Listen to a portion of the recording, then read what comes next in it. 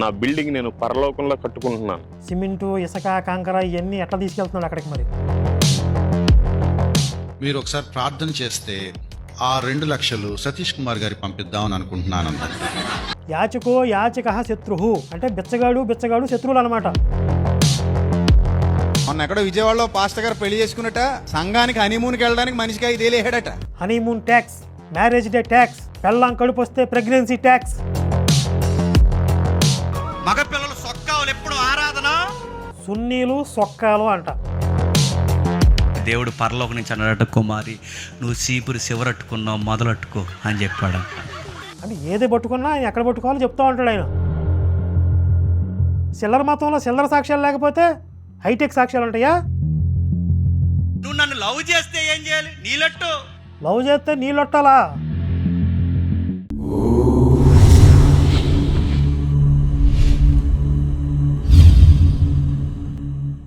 దారి తప్పి రోడ్ల మీద తిరిగే ఒక పంది ఉంది కదా, ఈ పంది అప్పుడప్పుడు కొన్ని విచిత్రమైన విషయాలు చెప్తా ఉంటాడు. ఇది వినండి. నా బిల్డింగ్ నేను పరలోకంలో కట్టుకుంటున్నాను. పరలోకంలో బిల్డింగ్ కడుతున్నాడు అంటాడు. సిమెంటు, ఇసుక, కంకర ఇవన్నీ ఎట్లా తీసుకెళ్తున్నాడు అక్కడికి మరి? దానికి ఏమైనా ట్రాన్స్పోర్ట్ ఉందా సెపరేట్గా? ప్రభు ఒక మంచి అద్భుతమైన కార్. ఓహో, దేవుడే వచ్చి దిగిచ్చాడా? చూడండి, బిల్డింగ్ పరలోకంలో కట్టుకుంటున్నాడు, ఇక్కడ మాత్రం ఇన్నోవా కారు కొన్నాడు. పెద్ద కారు, 40 లక్షలు ఉంటుంది మినిమం.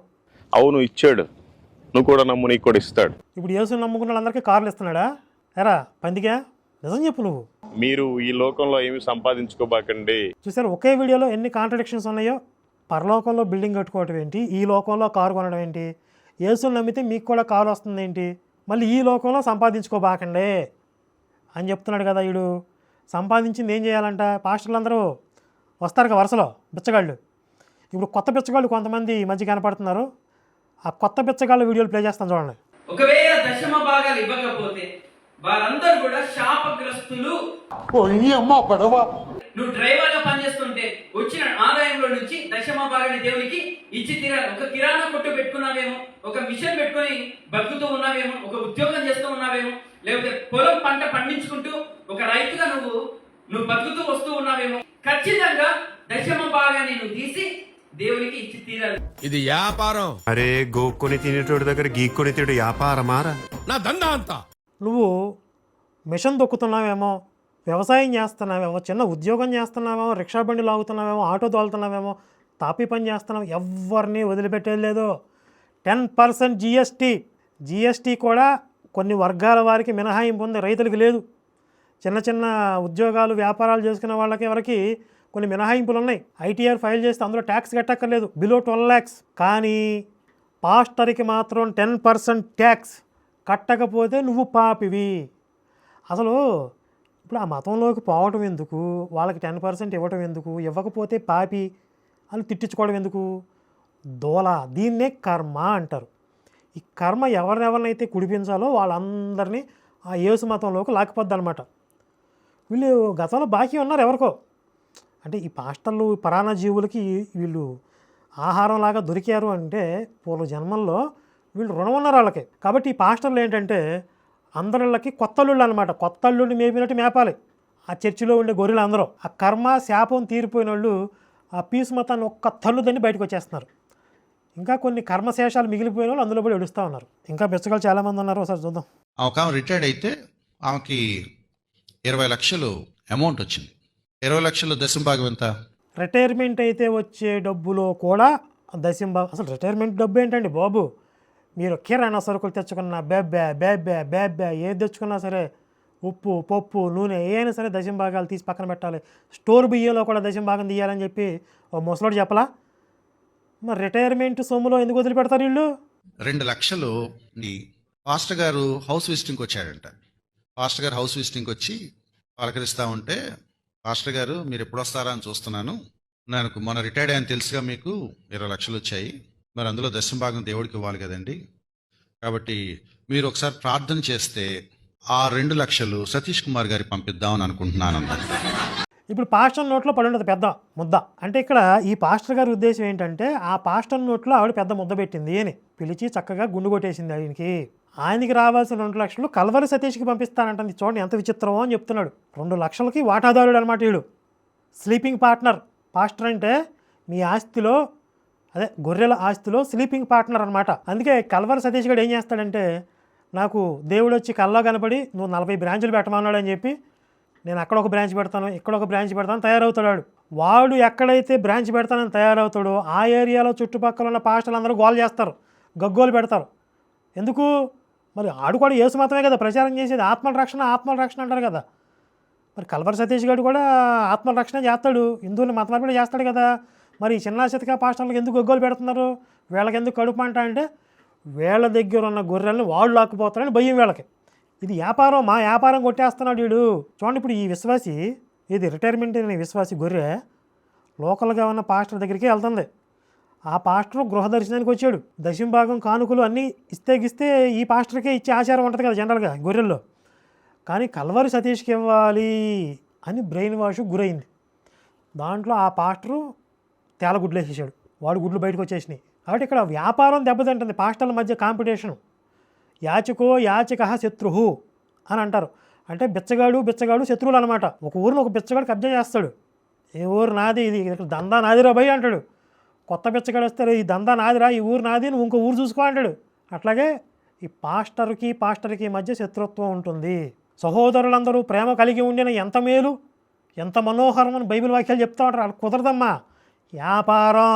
మొన్న ఎక్కడో విజయవాడలో పాస్టర్ గారు పెళ్లి చేసుకున్నట సంఘానికి హనీమూన్కి వెళ్ళడానికి మనిషికి 5,000 వేసాడట. 10% GST కాకుండా ఇంకా ఎన్నో రూపంలో ట్యాక్స్లు ఉంటాయి వాళ్ళకి.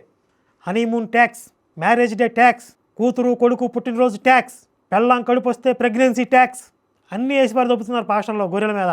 ఈ మొత్తం కలిపి ఓవరాల్గా ఒక 50-60% వెళ్తుంది. మొత్తం ఇన్కంలో వివిధ రూపాల్లో వీళ్ళు కనీసం ఒక 50-60% లాగేస్తున్నారు. ఆదివారం కానుకలు సెపరేట్. మరి 10% దశంభాగాలు కాకుండా కానుకలు సెపరేటు, ఇంట్లో ఇల్లు ఏదన్నా చిన్న ఫంక్షన్ చేసుకుంటే దానికి సెపరేటు. అసలు రకరకాల పనులు ఉంటాయి అన్నమాట. ఓవరాల్గా 50% ఎగిరిపోద్ది. నిజంగా ఒక పాస్టర్ ఏం చెప్తున్నాడంటే, ఆయన ఫ్రెండ్ కూడా పాస్టర్, ఆయన దిగాలుగా కూర్చున్నాడంట. ఏంటరా దిగాలుగా కూర్చున్నాడంటే, నా చర్చికి వచ్చే ఒక విశ్వాసి పక్క చర్చికి వెళ్ళిపోయాడు రా. అయితే విశ్వాసి పోతే ఏమైంది? అదేంటిరా విశ్వాసి పోతే ఏమైందంటావేంటి, ఎకరం పొలం పోయినట్లే కదా అన్నాడంట వాడు. అంటే చర్చిలో ఒక గొర్రె పోతే ఎకరం పొలం పోయినట్లే. ఎకరం పొలం మీద ఒక రైతు ఎంత సంపాదిస్తాడో, ఒక గొర్రె మీద విశ్వాసి మీద పాస్టరు అంత సంపాదిస్తాడు. 100 మంది విశ్వాసులు అంటే వాడు 100 ఎకరాలు ఆసాయి. వాడు ఏదో ఒక పని చేసి సంపాదించుకొచ్చి పెడతాడు కదా పాస్టర్కి. భిక్షాటం చేసైనా సరే, ఏ పని చేయకపోయినా ఇంటి దగ్గర కూర్చునే ముసలమ్మలు కూడా పెన్షన్ డబ్బులు తీసుకునే వాళ్ళు కూడా అందులో దశంభాగాలు కానుకలు వేస్తున్నారు. కాబట్టి ఒక విశ్వాసి పోతే పాస్టర్కి ఒక ఎకరం పొలం పోయినట్లు. ఇంతకుముందు ఆ పందిగాడు చెప్పాడు కదా, మీరు అక్కడ డబ్బులు సంపాదించబాకండే అంటున్నాడు. సంపాదించింది పాస్టర్లకు దోషిపెట్టడం, మేము దోషి తింటామని చెప్పి ఆడి మీనింగ్ అక్కడ.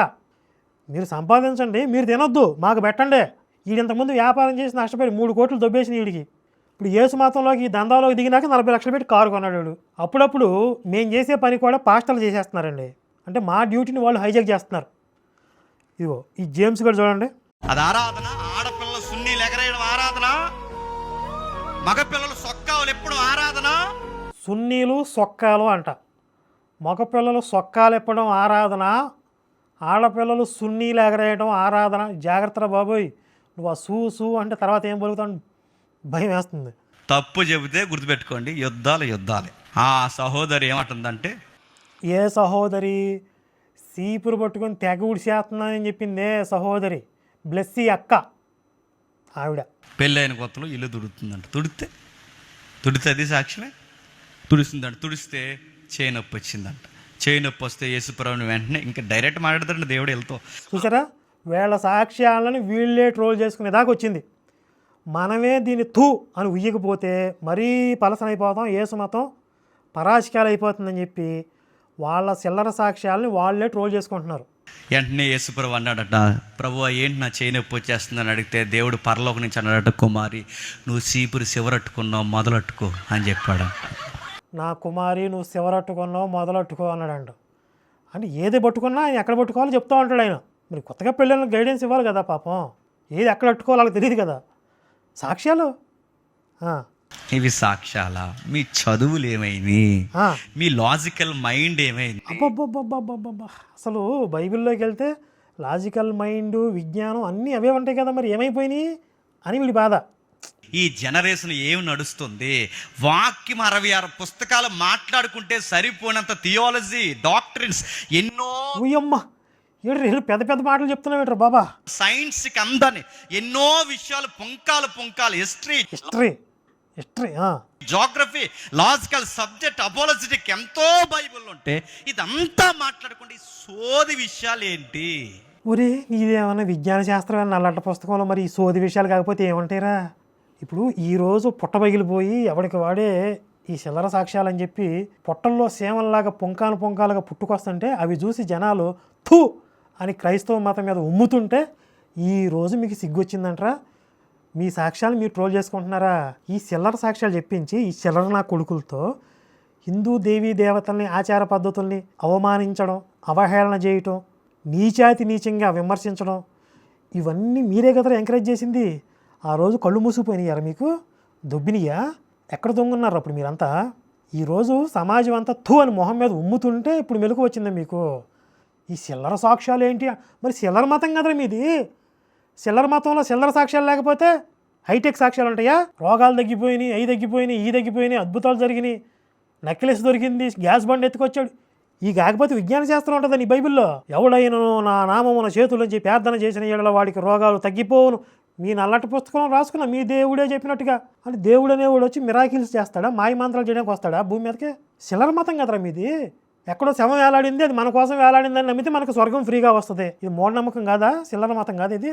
మీ దాంట్లో విజ్ఞాన శాస్త్రం, థియాలజీ, జియోగ్రఫీ, హిస్టరీ, పెద్ద పెద్ద మాటలు చెప్తున్నావు బాబు. ఇది అద్భుతాల సెక్టార్, గుర్తుపెట్టుకోండి. ఒకటి అద్భుతాల సెక్టార్, 2 సాక్ష్యాల సెక్టార్, 3వ సెక్టార్ ఉంది. అది చెప్తా. సెక్టారా? ఏదో షట్టా అంటున్నాడు ఏంటర్ బాబు అనుకో. నేను అద్భుతాల సెక్టార్, సాక్ష్యాల సెక్టార్ 2 ఒకటే కదా. అద్భుతాలు పేరుతో సాక్ష్యాలు. ఇంక అద్భుతాలు ఉండవు. చెప్పండి. ఇలాగ సాక్ష్యాలు ఉండేవి ఏంటంటే ఇంకా ఆరాధన అంటే ఏం లేదు, ఎక్కువ పాటలు పాడేస్తారు అంతే. వాళ్ళు ఇంట్లో ప్రశాంతంగా బ్రతకకుండా, చుట్టుపక్కల వాళ్ళని ప్రశాంతంగా బ్రతకనీయకుండా ఆరాధన అని చెప్పి, ఏడుపు కొట్టు ప్రార్థనలు అని చెప్పి, ఓ పాటలు, మైకులు, రణగోణ ధ్వనులు, ఇంటి పక్కన చదువుకునే పిల్లలు ఉంటే వాళ్ళని చదువుకోనివ్వరు, ముసలోళ్ళు ఉంటే వాళ్ళని ప్రశాంతంగా పడుకోనివ్వరు. ఎవ్వరికీ ప్రశాంతత లేకుండా ఆరాధన అని చెప్పి పిచ్చెక్కినట్లుగా సైకలాజికల్ డిజార్డర్ వచ్చిన వాళ్ళలాగా తయారైపోయారు కదా. వాళ్ళని చూసి ఈరోజు వీళ్ళు మేలుకొన్నారు. ఎంత 2 గంటల పాటలు, 3 గంటల పాటలు. ఈ మధ్య పాటలు పాడుకుంటున్నారా, సొక్కాలు ఇప్పేస్తున్నారు, సున్నీలు ఎగరేస్తున్నారు. ఇది ఆరాధన. మా ఊర్లో ఏమంటారు చెప్పిన, దాన్ని ఊరేగింపు అంటారు. దాన్ని అది ఆరాధన. ఆడపిల్లలు సున్నీలు ఎగరేయడం ఆరాధన, మగపిల్లలు సొక్కాలు ఎప్పుడు ఆరాధన. అడిగేవాళ్ళు లేక క్రైస్తవ సమాజం అడుగుతుంది, ఇది ఆరాధన. ఎవరిని నేర్పించండి? ఇది ఊరేగింపు మీకు. ఇది ఆరాధన. ఇది అడుగుతున్నాను. సొక్కాలు ఇప్పి ఆడపిల్ల మగపిల్ల చేతులు పట్టుకుని రౌండ్ సర్కిల్ డ్యాన్స్ చేయడం ఆరాధన. ఎవడు చెప్పాడు మీకు ఆరాధన? యెజబెల్ ఆరాధన. అది సిగ్గు మరిసిపోవడం ఆరాధన. అడుగుతున్నాను. ఆరాధన అంటే ఆరాధన అయిపోద్దా? స్తుతి అంటే స్తుతి అయిపోద్దా? నడుతున్నాను. ఐ లవ్ యూ అంటే పెళ్ళికి సంపూర్ణత వచ్చేస్తాదా? ఊరి ఏంట్రా నీ లాజిక్? నాకు అర్థం కాలేదు. వాళ్ళని ఇది ఆరాధన అయిపోద్దా అని అంటున్నావు. ఐ లవ్ యూ అంటే పెళ్ళికి సంపూర్ణత వచ్చేస్తుందా అని అడిగాడు. ఇందులో ఏదన్నా పొంతన ఉందా అసలు? నా వైఫ్ ఉందండి, నేను అడుగుతున్నాను. నా వైఫ్ ఉంది. నేను ఇంటికి వెళ్ళిన తర్వాత నాకు ఎన్నో అవసరాలు ఉంటాయి, నాకు నీళ్లు కావాలి. ఒరే నీ అవసరాలు, నీ వైఫ్ గురించి మాకెందుకురా బాబు? మీరిద్దరు ఎవరు చేసుకుంటారా? ఇప్పుడు నువ్వేంటి నీ సుత్తి ఎందుకు? వాళ్ళ స్తుతే అని చెప్పి నీ సుత్తి చెప్తావేంట్రా? అన్నం కావాలి, నాకు టయానికి శుభ్రమైన బట్టలు కావాలి. నీకు టయానికి శుభ్రమైన బట్టలు కావాలి, టయానికి అన్నం కావాలి, టయానికి ఇంకేదో కావాలి. ఇప్పుడు అవన్నీ వాళ్ళకి ఎందుకు చెప్తున్నా పాపం? ఇవేం చేయకుండా సోఫా సెట్లో కూర్చొని లిఫ్ట్ ఎక్కేసిన రెడీ కూర్చుని వచ్చిన వెంటనే నేను డోర్ తీసిన వెంటనే జేమ్స్ ఐ లవ్ యూ అందనుకోండి. స్టార్టింగ్ బాగుంటుంది. తర్వాత నీళ్ళు ఏవే అనగానే నీళ్ళు ఎక్కడున్నాయో చెప్పకుండా ఐ లవ్ యూ అందనుకోండి. సరే నీళ్ళు చేసి స్నానం చేస్తాను, భోజనం పెట్టవనగానే తర్వాత భోజనం ఐ లవ్ యూ అందనుకోండి. ఉదయం నుంచి సాయంత్రం నాకు ఐ లవ్ యూ చెప్తే ఏమంటాడు? సంపి జైలుకు పోతాను ఏమనుకున్నావు అంటాను. సంపి ఎందుకురా? పళ్ళు కొరికి సంపి జైలుకు పోతాను. ఏసుపేం ఏది? ఐ లవ్ యూ అంటే నువ్వు కూడా ఐ టు లవ్ యూ అని చెప్పు. ప్రేమించుకోండి. నువ్వు నాకు ఐ లవ్ యూ, నువ్వు నన్ను లవ్ చేస్తే ఏం చేయాలి? నీళ్ళట్టు నన్ను లవ్ చేస్తే ఏం చేయాలి? నాకు అనవండు. లవ్ చేస్తే నీళ్ళొట్టాలా? లవ్ చేస్తే అన్నం వండాలి. రే పెళ్ళింది చేసుకున్నారు అసలు. సరే అవి కూడా చెయ్యాలి, తప్పేం లేదు. భార్య భర్త అవసరం. కానీ లవ్ చేస్తే నీళ్ళొట్టాలి, లవ్ చేస్తే అన్నం వండాలేంటిరా? లవ్ చేస్తే ఇంకా అయ్యే పని మనిషి అనుకుంటున్నావేంట్రా? పోనీ పని మనిషిని పెట్టుకో విడిగా కావాలంటే. నువ్వు నన్ను లవ్ చేస్తే ఏం చేయాలి? నా బట్టలు ఉతుకు. చూసారా, వీడిని లవ్ చేస్తే వీడు బట్టలు ఉతకాలంట. నువ్వు నన్ను లవ్ చేస్తే ఏం చేయాలి? నా బిడ్డల్ని సాకు. నీ బిడ్డల్ని సాకాలి, నువ్వు మాత్రం ఊరి మీద ఆంబూతిలో తిరిగొస్తావు. ఇది కదా లవ్ అంటే. ఇదేం కాకుండా సింపుల్గా ఉదయం నుంచి సాయంత్రం టిప్ టాప్గా రెడీ అయ్యి ఐ లవ్ యూ అంటే లవ్ అయిపోతాదా? ఈ ఉదాహరణ మీకు అర్థమైతే ఆరాధన అంటే ఆరాధన అవ్వదు. అంటే వీళ్ళందరూ కూడా యేసుని ఐ లవ్ యూ అంటున్నారు. అట్లా కాదు. యేసు బట్టలు ఉతకాలి, యేసుకు వంట చేసి పెట్టాలి, యేసుకు కావాల్సినవన్నీ చూసుకోవాలి. మరి అది వ్యాపారం అని చెప్తున్నాడు. 2-3 గంటలు మీరు పాటలు పాడి 20 నిమిషాల వాక్యం ఉందా? ఆ 20 నిమిషాల వాక్యమైన వాక్యానుసారంగా ఉందా? ఇప్పుడు నువ్వు చెప్పేది వాక్యానుసారం లేదని చెప్పి ఇంకొక పాస్టర్ చెప్తాను. మీరిద్దరు ముందు కొట్టుకు సావండి. మీరిద్దరు కొట్టుకుని ఎవడైతే మిగులుతాడో అది కరెక్ట్ అని చెప్పండి ఫస్ట్. ఇది ఇప్పుడు క్రైస్తవ సమాజంలో జరుగుతున్న 3 జోనర్స్ గుర్తుపెట్టుకోండి. ఒకటి అద్భుతాలు, 2 సాక్ష్యాలు, 3 ఆరాధనలు. ఆరాధనలు అంటే ఏంటో తెలుసా? లాస్ట్లో ఈ మ్యూజిషియన్స్ ఎవరైతే ఉన్నారో వీళ్ళు బీట్ పెంచేయడమే. తాసుపాము దాని పిల్లల్ని అదే కొరికి తిన్నట్లుగా ఈ పాస్టర్లే వాళ్ళ క్రైస్తవ మతాన్ని అప్పుడప్పుడు ఈ విధంగా తూర్పారబడతా ఉంటారు. ఎందుకంటే అందులో అంత విషం ఉంటుంది. వాళ్ళని వాళ్ళే తూర్పారబట్టకపోతే ఆ విషపు పిల్లలు ఇలా ఇలా ఇలా పెరిగి లోకం అంతా స్ప్రెడ్ అయిపోతాయి కదా. కాబట్టి పాముకి ఏదైతే గుణం పెట్టాడో దేవుడు, ఈ పాస్టర్లకి కూడా మీ మతాన్ని మీరే కొరుక్కు తినండిరా, అప్పుడప్పుడు నలగొట్టుకోండిరా అని చెప్పి వీళ్ళకి అది పెట్టాడనమాట. కాబట్టి ఇది ఈ పిల్లల్ని చంపుతుంది కదా అని చెప్పి తాసుపాము మంచిదైపోదు. ఇది కూడా ఒక పామే, ఇది కూడా విషం వల్ల పాము.